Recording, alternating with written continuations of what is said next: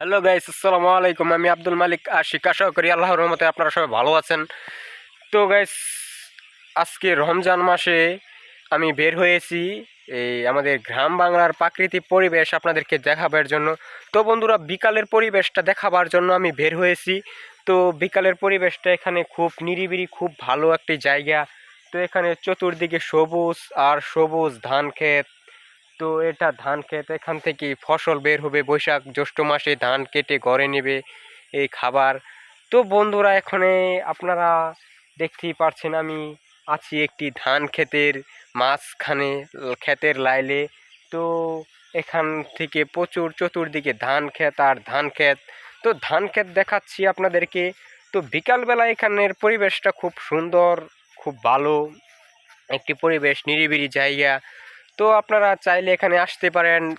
বিকালের প্রকৃতি পরিবেশটা ধান ক্ষেতের উপভোগ করা যায় এই বিকালবেলা। মনে করেন বিকালবেলা যার যার ধান ক্ষেতের প্রকৃতি পরিবেশটা দেখতে খুব ভালো লাগে, খুব সৌন্দর্য লাগে। তো বন্ধুরা, আমি এখানে যাব একটু। ওই দেখা যাচ্ছে ধান ক্ষেতের পাশে একটি দ্বীপ আছে। একটি মানে দ্বীপ বলতে একটি ছোটোখাটো একটি পাহাড়ের রাস্তাটা হয়েছে ও পাশে। তো আমি বন্ধুরা এখানে যাব পাহাড়ে। তো বন্ধুরা, আমি এখানে পাহাড়ে যাচ্ছি। পাহাড়ে যাওয়ার রাস্তাটা হলো এটা।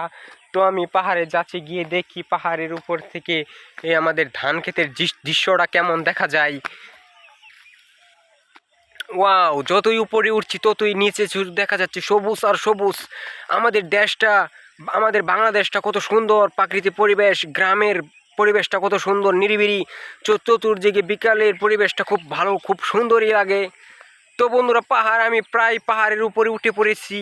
তো এখান থেকে পরিবেশটা খুব সৌন্দর্য, খুব ভালো দেখা যাচ্ছে। তো বন্ধুরা, দেখতেই পাচ্ছেন এখানে আমি এখন ইতিমধ্যে আছি পাহাড়ের উপরে। তো গ্রামের ধান ক্ষেতের ভাইদের উপরে একটি পাহাড় দেখা যাচ্ছে। পাহাড়ের রাস্তা, এই ধান ক্ষেতের রাস্তা দিয়ে একটি লোক যাচ্ছে হেঁটে।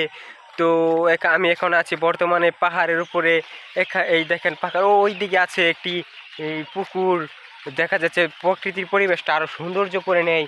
আর ওদিকে আছে ভারী ঘর মানুষের, আছে ভারী ঘর। তো এইদিকে পাহাড়টা খুব ভালো দেখা যাচ্ছে। তো বন্ধুরা, আশা করি ভিডিওটা কেমন হলো। অবশ্যই বন্ধুরা, কথাবার্তা গুছিয়ে বলতে পারি না, আপনাদের হয়তো বিরক্ত লাগবে যে পাগল ছাগল মানুষে কী বলে। কিন্তু বন্ধুরা, আমার কথাবার্তা হয়তো ভালোভাবে বলতে পারি না, কিন্তু প্রকৃতিটি পরিবেশটা কেমন হয়েছে তা অবশ্যই জানাবেন। আসসালামু আলাইকুম।